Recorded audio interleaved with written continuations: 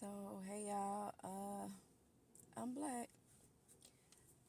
Um, so I've been real disobedient when it comes to making these videos and talking about certain things, topics, situations, or whatever.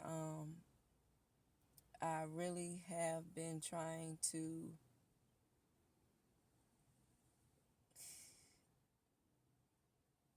I don't know, like just I don't know. I really been trying to not talk about certain things.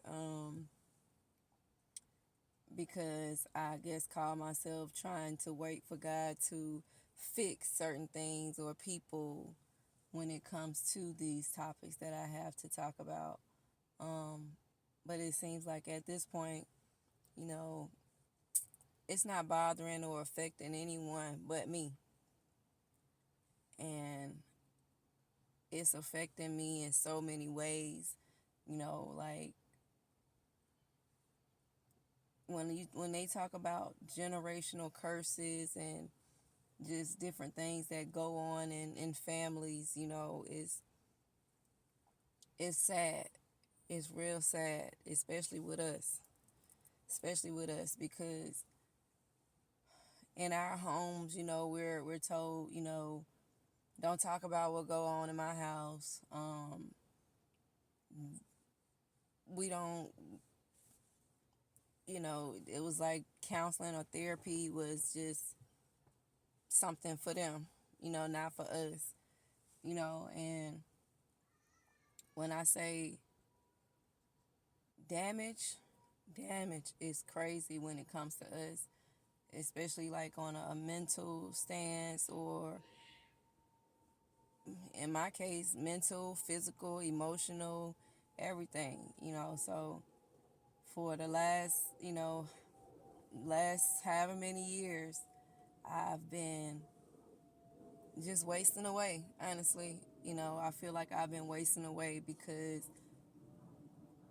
I've been silent on something that has been killing me, honestly. It's been killing me because, like in my other video, I said I was no longer going to allow my love for people to mute me, because when I said that, it's because, I never wanted to, be the one that had to tell what happened to me, or make anyone feel any type of way, or I didn't want I'm sorry, I just turned my car off.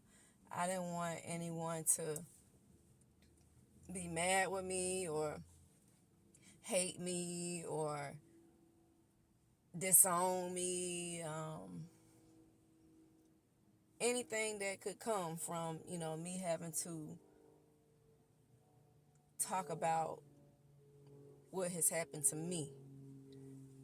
Um, like I said, I've been holding it for a while because I know it would affect, you know, quite a few people, if I did talk about it. So I would ask, could we go to counseling, do something like, um, but nothing. And I've just been holding it, because I didn't want to hurt nobody else, but I'm hurting myself this whole time, whether it was me becoming addicted to green, because it was an addiction. It was a real addiction. I'm not there anymore.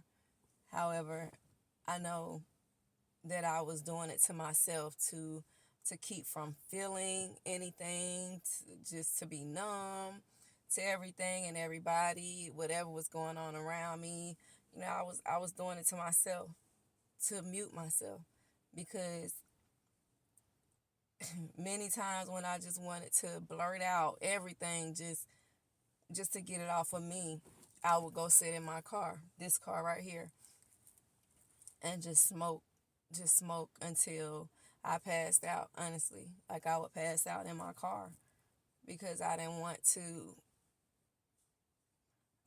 be around certain people, but I felt like I was in a situation where I didn't have a choice but to be around them.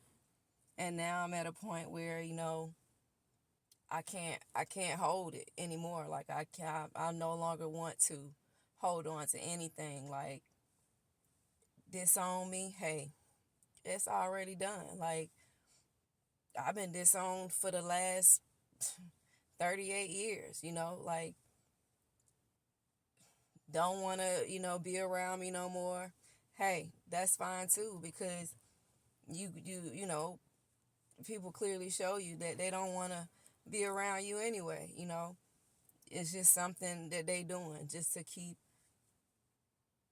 other people quiet. I don't know, but it's like I'm still trying to mute myself, and like sugarcoat or whatever you want to call it to keep from just being real about whatever, because again, I'm still thinking about other people's feelings and emotions and how they're going to take this or feel like I'm just coming at them, and it's none of that.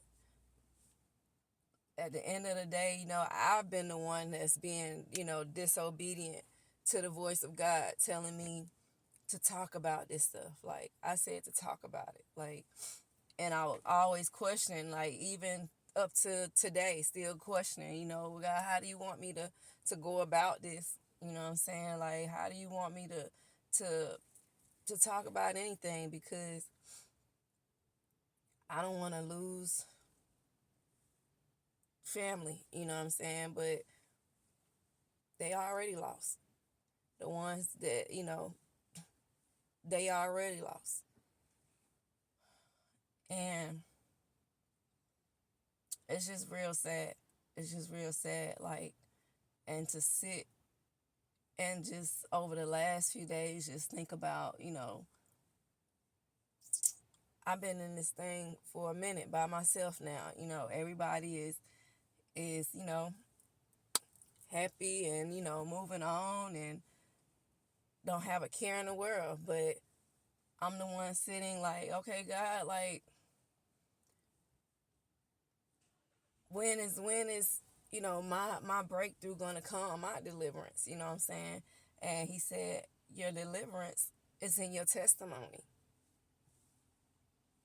And I've been holding my testimony all this time because I didn't want to hurt other people, like, but it is what it is because I'm the only one that's crying. I'm the only one that tried to take my life, you know. I'm the only one that's still affected by what happened to me. And at this point, I thought it was, I wanted an apology. I thought that would make it better, but how can a person give an apology or be held accountable to something that they don't even acknowledge they did or whatever, you know what I'm saying? Like, or they've lied and told everybody else that they didn't do this, and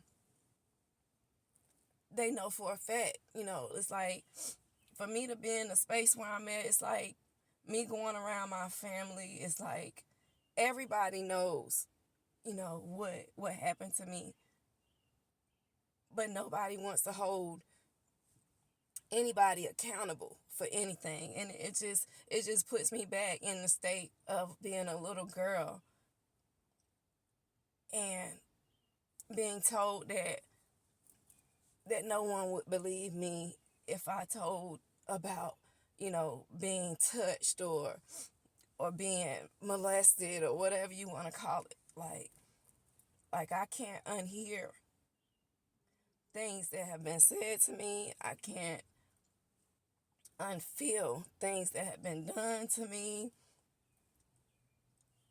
none of that. It's like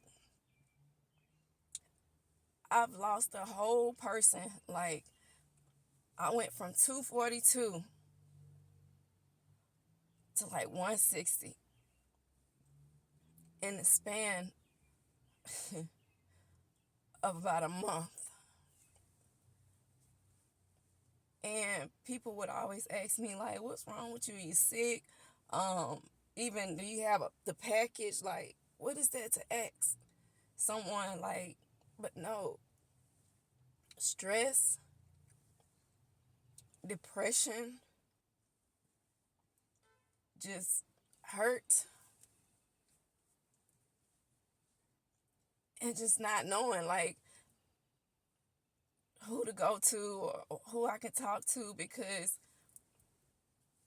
at that, when you get to a state where you feel like the ones closest to you are against you, like, that's the worst feeling ever. Like, for me right now, it's like all I keep hearing in my head is I feel like a motherless child, because your mother is supposed to be your first line of defense, you know, on everything, because that's the womb you came from. But in my case, it's like I've always felt like, maybe I was given to the wrong person, you know what I'm saying? Because to feel like you're hated, or you just disliked, by the one person that you're supposed to be the tightest with. It's like I've been questioning for like 38 years now. It seems like why? Like, wishing I had different mother, wishing that, people that I met, like friends that I have, that I've had in the past, wishing that their moms was my mom. And like, it's sad, and I've wanted the relationship that I saw them have with their mother, because my dad, he was here in Georgia. And I just never understood. But I'm still trying to sugarcoat, and not just speak my truth on, just what has happened, what has went on just over the last few years or whatever. It's like I'm still trying to sugarcoat, because I don't want nobody to feel like I'm bashing anyone. You know what I'm saying? Like, but to have to hear just a few days ago, to be told that because I've been trying to keep the peace, I've been trying to keep the peace, not just in someone's household, but in my family, you know what I'm saying? Because everybody love this man. Everybody love this man. Like, he can't do no wrong in nobody's eyes. And it's like, I've told my mom, and I've told another family member of mine that, I thought that I was, would just kind of listen to what I was saying. Like, this man, I told mom a long time ago, this man don't like me.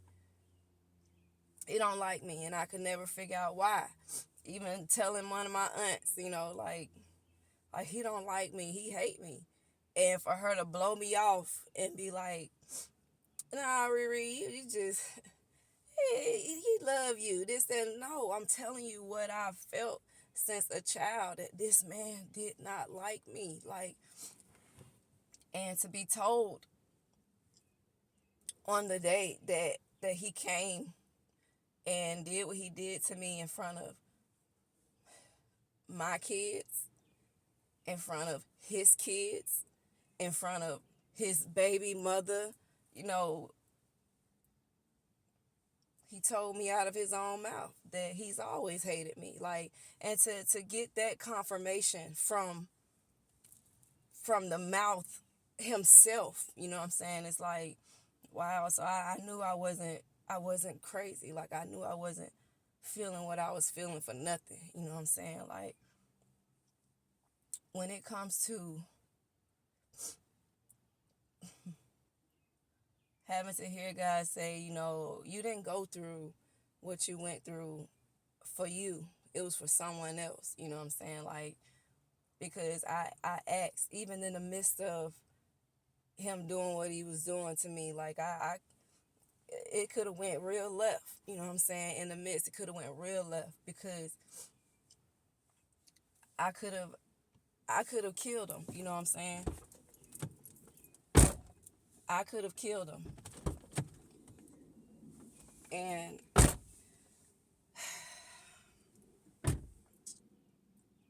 I'm sorry, my son just came out, and I don't like for them to have to relive anything or hear me having to talk about any of this stuff because my kids are still affected by it. You know what I'm saying?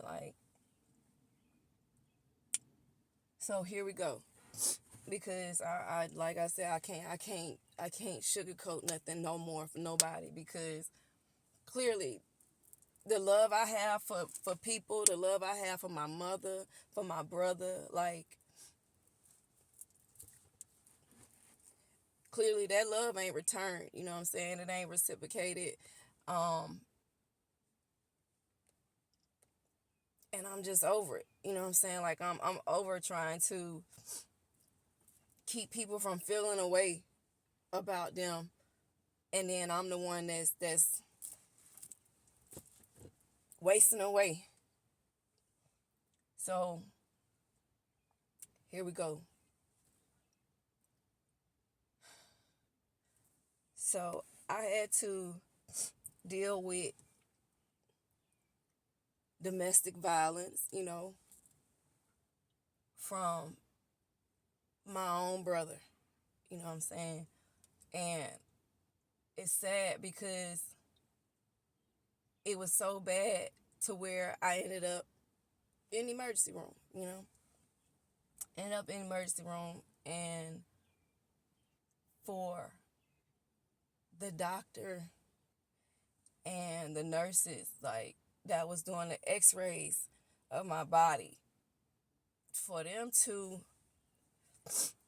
ask me like in shock, like, who did this to you? Like what happened? Like, I had torn ligaments all through my back and my neck, my shoulders. Like, the doctor was like, whoever did this, because I couldn't tell him, because mind you, I got a call while I was there telling me, don't tell them people who did that, because I don't have no money to get Demetrius out of jail. Okay. So I get that call, and then I call my brother Blue. And at this point, names have to be said because this happened. This happened. You know what I'm saying? Like, and I'm tired of acting like it didn't. I called my brother Blue and let him know what had been said or whatever, and he just told me, once he hung up, he was like, just turn your phone off and then call me, let me know after the fact what's going on. So that call came from my mother. You know what I'm saying? The call came from my mom. And to backtrack before the whole emergency thing, you know what I'm saying? Like, I get a call from my mother on the day that my niece came into town from Germany, and I was working at the airport. I said, my brother Blue called me and said, can you get her from the airport? She'll be in such and such time. I was just getting off. I was like, cool, no problem. You know what I'm saying? Like, that's my niece. I asked her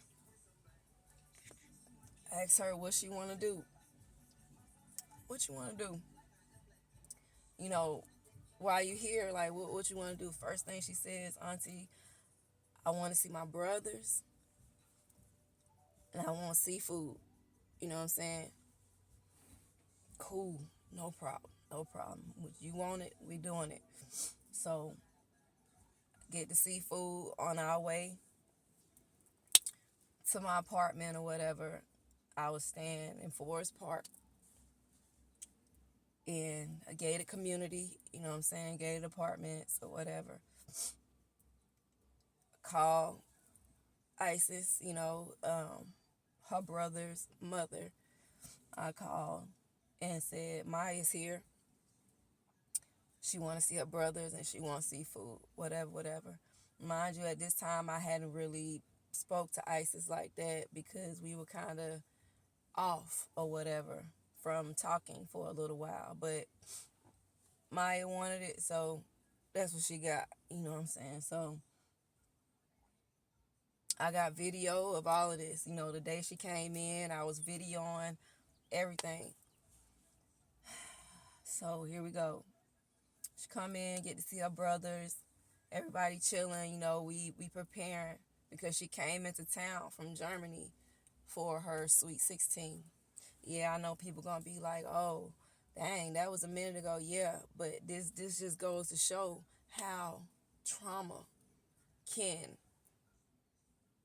go with you for years, especially if you don't talk about it, if you don't get healed from it, if you try to hold it in, and think it's just gonna go away, especially when it's something that you never had to deal with before. You know what I'm saying? I don't know, my voice is gonna be cracking because I'm really trying not to cry. Because, like I said, this is something that I've been dealing with. Everybody else can keep going and act like nothing happened, but this is what it looks like to go through a trauma and to not be healed from it. And everybody tell you either you lying or it didn't happen. But in cases where things like bad have happened to me, God has always had a witness there. You know what I'm saying? He's always had a witness. 1, 2, 3, however many. And in this case, it was Isis, Maya, me, my 2 kids, and Isis' 2 kids. That's 7 people. 7 people who had to witness this. And nobody wanted to hear what we had to say. Nobody, even with me asking for counseling, asking my mom to sit down and do counseling. First thing you have to hear, I don't want to hear that shit. I don't want to hear that shit in those exact words. I don't want to hear that shit. It's cool. And even up to me talking about it just a few days ago, this is how it all just came back out. And I'm like, okay, I can't do this no more. I can't do it no more because I'm being shown so clearly God has been removing people from my life, left and right, just exposing different things that I've been trying to hold on to for years. And these people don't care the least about nothing that I'm dealing with. So just a couple of days ago, I have to hear, you should be over that shit. I don't want to hear that shit. I thought that shit was over with. You've been playing in this man's face. Now, that's why I have a problem. You know what I'm saying? Because, like I told her, when this man come, I'm cordial. Because I've asked you so many times, I don't have him around me. I don't want to be around him because in the beginning, whenever he would come around, I would get this feeling in the pit of my stomach. It was just unsettling. And I told that to his other kid's mom when she was there. My mom, man, it's like a fear. Because this is the same person that said if they want to do what they did to me again, they'll do it. And won't nobody do nothing about it. His exact words. Nobody do nothing about it because they didn't do nothing the first time. And now I get it. I get it so much because my first line of defense, who I thought was my first line of defense, she don't care. She don't care. This is the same person that told me when it happened, If I was there, he probably would have did the same thing to me.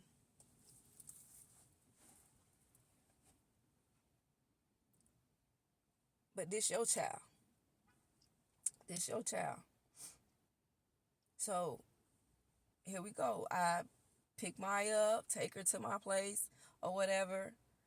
And mind you, this is a place that she got for me and her name, for me and my kids. So you gotta have some type of control over something. So here it is. You gotta have access to my gate. Many times I asked her to just put the gate in my on my phone number so I can have access to my own gate of who comes in and out of this apartment. But no, never. Never wanted to do it. Cool, no problem. For whatever reason you didn't want to do it, no problem. So here it is. My niece is there. Everybody's enjoying themselves, all the kids. I'm in the kitchen making seafood, what my niece asked me to do. Isis is sitting at the table in my little den, my little kitchen area, like in the little dining area, and we're in visual proximity of Maya. Maya is, because we're all kind of conversating together, and the boys are in the room playing the game. So I'm in the kitchen washing a wok pan, one of the Chinese wok pan, big pans, washing the pan, and everything was cool at first, and then I get a call asking me, what Isis is doing at the apartment, and I'm like, we sitting here about to eat seafood, Maya's here, da da da. Then she gets a call, and it's him, my brother. It's him asking her, what the you doing over there? And she starts telling him, Maya came in town and she wanted to see Ethan and them and this, that, and the third, and we over here about to eat seafood. That's where everything went. It went crazy because I'm hearing her say the same thing to him. What's what we doing? Like the rundown of what we doing. And here we go. He hangs up on her and he calls me not even a minute later. And I don't answer the first time because nobody knew, but I'm hearing the Holy Spirit. And the first thing I said is, do I answer? They didn't know what I was doing, but I'm like, okay, God, do I answer? And I heard the Holy Spirit so clearly say, don't answer. Let it ring. The next time he hung up and he called back again. I said, okay, do I answer? Holy Spirit said, yeah, answer. He asked me the same questions that he asked her, Isis. And I got him on speakerphone. So he's like, hey, Riri, what y'all doing over there? I said, and because I had just heard him ask the same questions to Isis about this, I was calm because I'm like, why he asked the same questions? But it was what it was. So I said, well, I'm making seafood. Maya came into town today and she wanted seafood and she wanted to see her brothers. So that's what I did. They in here and we chilling. What's going on? Why the fuck is y'all fooling with Maya? What you mean, bro? What you mean? I said, that's my niece. Why would I not be dealing with her? I don't give a who y'all say she is. That's my child. She came out of my nutsack, and I'm just gonna give it how it was given to me. Mind you, he's on speaker, so she's hearing things, and I'm like, Micho, like, it's not that serious. Like, she wanted to get seafood and see her brothers. Mind you, he didn't even bother to see about her coming in town. All these plans and stuff was made through everybody else other than him to get her in town. So he says, she came out of my nutsack. I told her mama to have an abortion. I gave her the money and she went to New York and used the money to go shopping. His words, not mine. And I'm like, Micho, none of that has nothing to do with me. This my niece. This my niece. So I don't know what to tell you. Okay. All right. Bet. He hangs up the phone. I'm going on back to washing this wok pan. And of course, I let ISIS, they heard it, you know. While I'm standing at my sink, I get another call from his mother. Because from what she just told me the other day, that's her child. And like I asked her at that point, well, who am I? Who am I then? If you saying it to me like that, who am I? So I get a call from his mother, and she's already on 10, and I have her on speakerphone because I'm not going to be the only witness to what I'm hearing. Like, I'm letting other people be a witness to this because I can't make this up. I can't unhear it. I cannot unhear it. What ICE is doing over there? Same thing. We just had this discussion. She brought the kids over here. Maya wanted to see her brothers and wanted to have seafood. Doing the whole rundown again. I'm so sick and tired of you and Demetrius. Mom, what happened? What are you talking about? He done called me and said this and said that. I'm like, all I told him was the same thing I just told you. And Isis and them here to witness what I just told him. Like, he called her, asked her the same thing. Like, and we both saying the same thing because this is what's going on. I don't care about none of that shit. Get Isis and them kids out of their house. Why? Why would I do that? Like, they not doing nothing. Why would I do that? Maya wanted this. Why would I put them out and send them down to the gate to where my brother is at? Like, why would I do that? We ain't doing nothing. Well, Demetrius on his way over there. Okay, because at this time I'm thinking, okay, well, I'm in a gated community. You can't get in if I don't let you in. But remember who had access to the gates? Who had access to the gate? Her? Well, I'm going to let him in. And I don't want to hear shit. If he come in there and tear that apartment up, don't call me with nothing. Hang up in my face. Hang up in my face. I go back to the sink because all this was on speakerphone again. And I'm looking back and forth at Isis like, what do I do with that? Because she wasn't leaving. She was like, I'm not going down there for what? We not doing nothing. Like, why would she try to make me get out? Like, I'm washing the wok pan. What felt like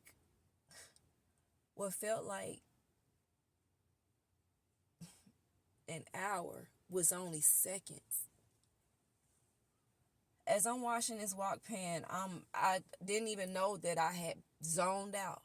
I'm staring at a wall right in front of me because it's like a cabinet surrounded over my sink. So all I know is I'm like this, and I'm staring at this wall. And as I'm staring at this wall, Holy Spirit gave me the vision of exactly what was about to happen. When I came out, immediately, I said, Isis, call somebody. We got to call somebody because he about to come kill me. He coming to kill me.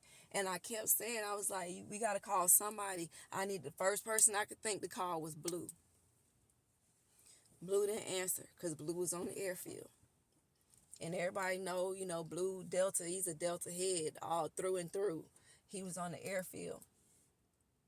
So when I couldn't get in contact with him, I called his best friend Stanley. And yeah, I say I'm using names because none of this is alleged. None of this is a lie.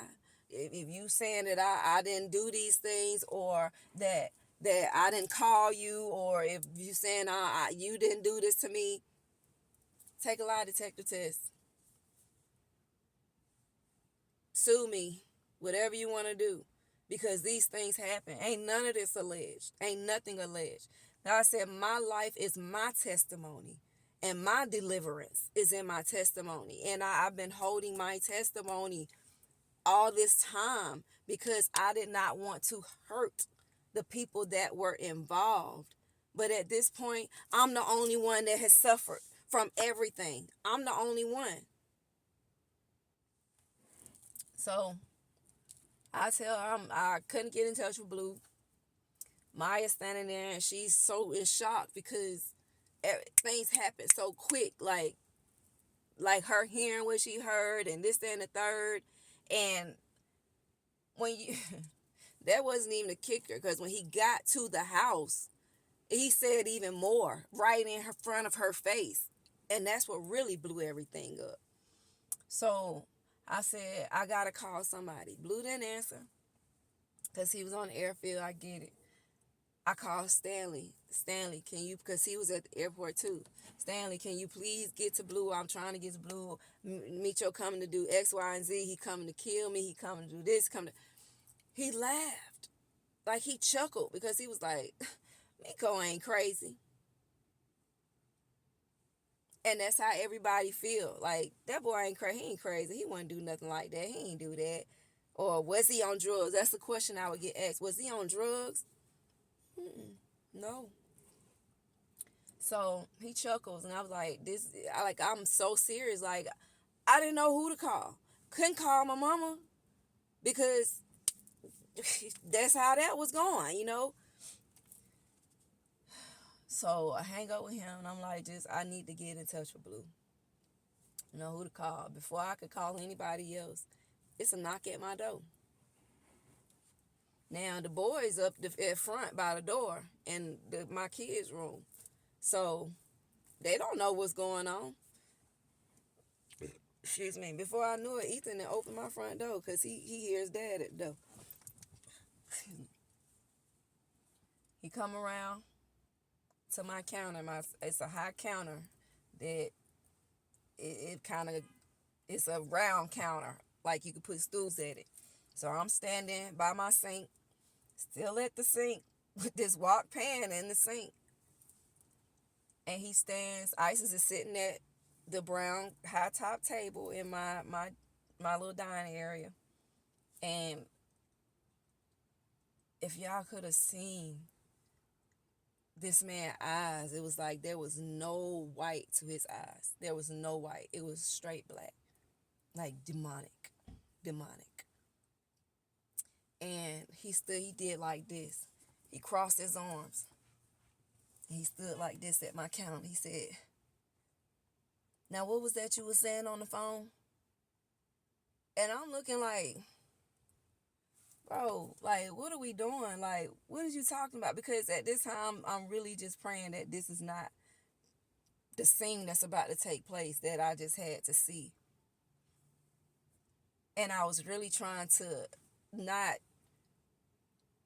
aggravate his spirit or whatever spirit he came in there with, because I didn't know what he was capable of. So I was just like, well, I repeated the same thing I said on the phone. I said, well, I told you we was over here making seafood. As you can see what's going on. Maya came in town, and I pointed over to Maya, who was sitting there, and I said, this is what it is. Didn't I tell y'all that if I don't fuck with Maya, don't nobody fuck with Maya? Now she's standing here.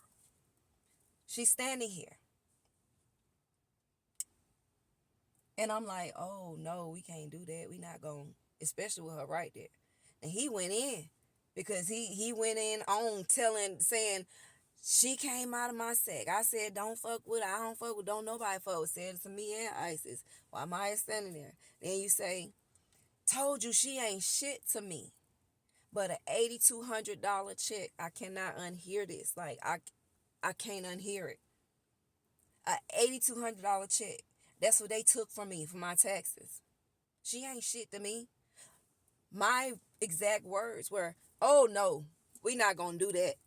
You're not gonna do that, especially not in front of her. Like, it was one thing to be saying over the phone and you can hang up or whatever, but you're not gonna do that to her like that. Like, in her, you're not gonna do that. Next thing I know, he was charging at me. And I knew all I saw was water, like flying across my kitchen because I had done scooped that wok pan up out of the sink because that's all I know. I'm finna swing it. You charging at me now, bro. Like, and when I say whatever my brother was possessed with, like, he didn't feel anything. He did not feel anything because my wok pan was bent in from hitting him while he was hitting me. Isis was on his back trying to fight and claw and everything else. And while we're fighting him, Maya is screaming. The kids are screaming. Like, I'm like, Maya, do not get in. Don't jump in it, because if you jump in, we're going to have to kill this nigga. We're going to have to kill him. Because, again, they're kids. Like, these children are wanting to jump in. Like, so here it is, two girls trying to fight this possessed person, because he was possessed. He was possessed. We're trying to fight him and get him off of me and everything, but it was bad because my brother tried to break my neck. My brother ran my head through a door. It was a big hole in the kitchen door to where the laundry room went. He tried to fold me up into my pantry closet. Like, that's why the doctors in the emergency was like, who did this to you? This looks like you've been in a bad wreck or something. And it's like tears just fell because I couldn't even tell them who did it, because my mom had told me, don't tell them. Don't tell them who did it. I ain't got no money to get the Demetrius out of jail. So it's sad because I'm looking like I can't even say that somebody I was dating or, I done got into a fight with somebody. I can't even say none of that because it's my own brother. Like, it's my own brother that did this to me. You know what I'm saying? That put me in this state. And to the part that was one of the worst parts for me was while I'm hunched over and he's beating me and Isis is trying to fight him, like, he felt nothing. Like, all I could do was reach for the knife that was on my counter next to my stove. And to have to hear the Holy Spirit say, you better not. You better not. That's still your brother. Like, all I could say was, Lord, what do I do? What am I going to do? Like, this man is standing like 6'3" over me. Like, and it wasn't just the strength of a man. It was the strength of something else. Like, so at this point, he hadn't pulled all my hair out because I had sewn in long, like, lavender hair because I dyed it like a lavender color in representation for my grandma. Like, that was my grandma color, purple. And he had them pulled out all my tracks and everything. And before he left there, it's like he didn't stop until he was tired. He didn't stop until he was tired. Like, I'm being beat and I'm watching these beads, the red, black, and white beads that he had hanging around his neck, because he said he was Ephi. Like, I had to see all of that. Like, he threw up that sign over me while he was beating me. He was like, Ephi, bitch, blood in, blood in. I sacrificed you. I sacrificed you. And you not dead? You not dead? Telling me he'll crip this and he'll crip that. And I'm like, or blood or whatever. He was a blood. And I'm like, this cannot be happening. Like, this cannot be happening. But I saw it. God showed it to me before he even got there. And it's like, all I kept saying is, my brother, my brother, my brother, my brother. Like, for real. So, when he got tired, I got up and the kids are hollering, like, they crying. And like I told him, I said, I don't know where the strength came from, but I said, before you leave here, you're going to have to tell me, like, or you got to tell me why you did this. Like, why would you do this?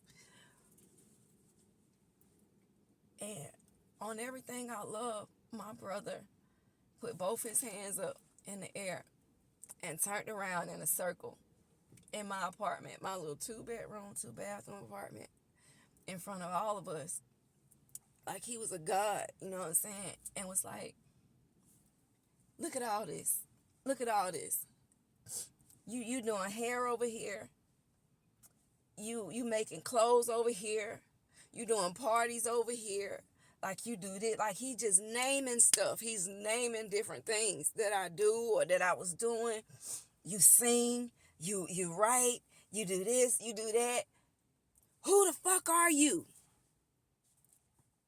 Who the fuck are you? And he's yelling this at the top of his lungs. And I'm still looking like.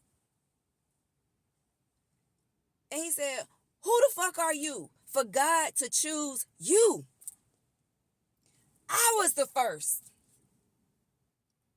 I was the first. You was the last. My mama didn't want you. My mama tried to kill you.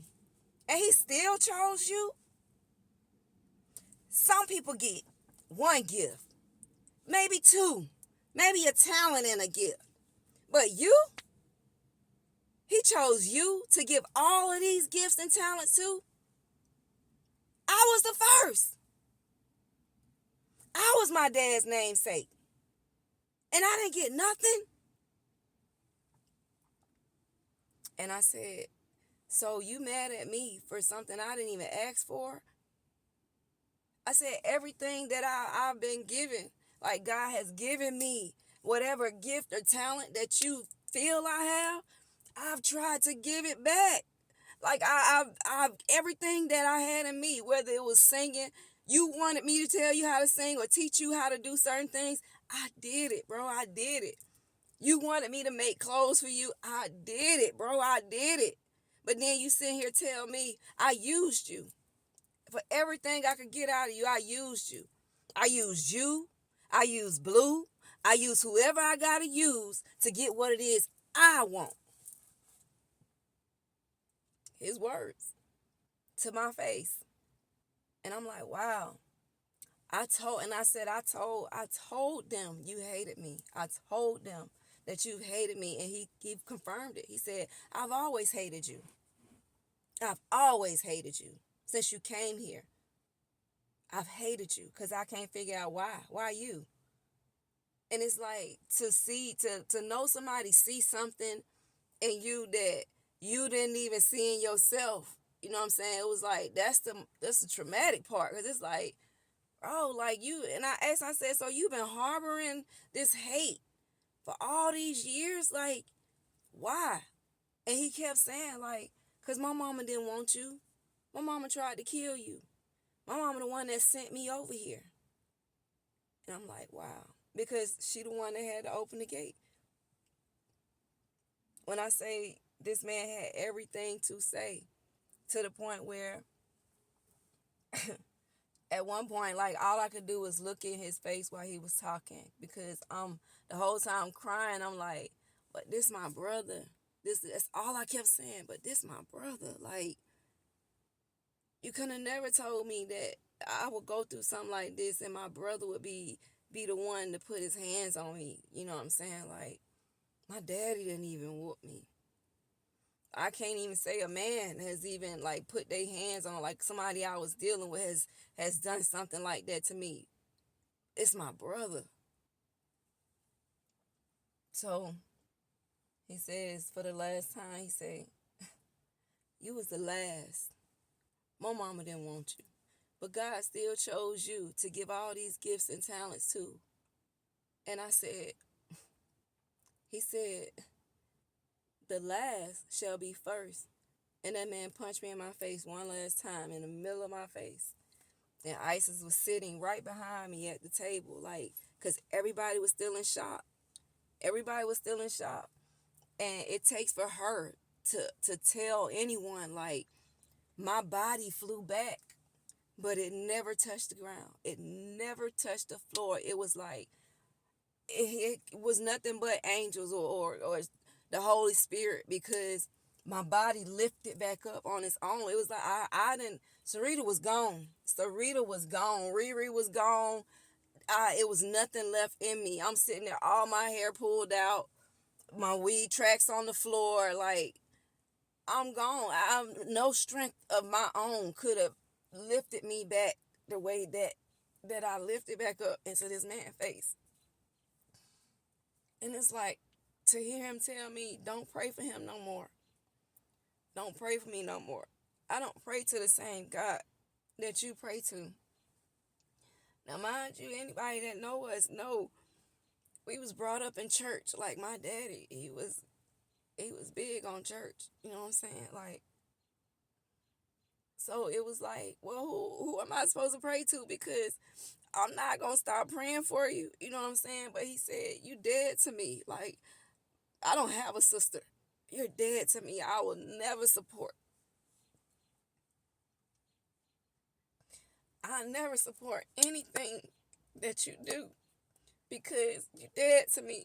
Don't stop praying for. Like, he was yelling at, stop praying for me, because even in those moments, I was still praying. I was still praying because I kept saying, not my brother. Like, not my brother. Like, I said yes. I said yes to God. Not even 24 hours before he came to do that to me. I said yes to God because he showed me. He showed me my brother.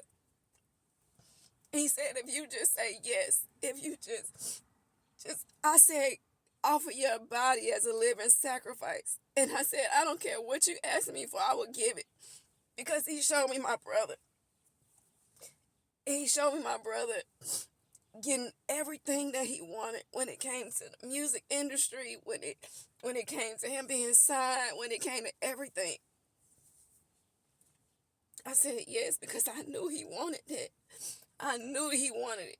But he had suffered so many heartbreaks when it came to that industry. And it was just like, I just wanted him to be happy, you know what I'm saying? But to say, not even 24 hours after I said yes, the first person to come was my brother.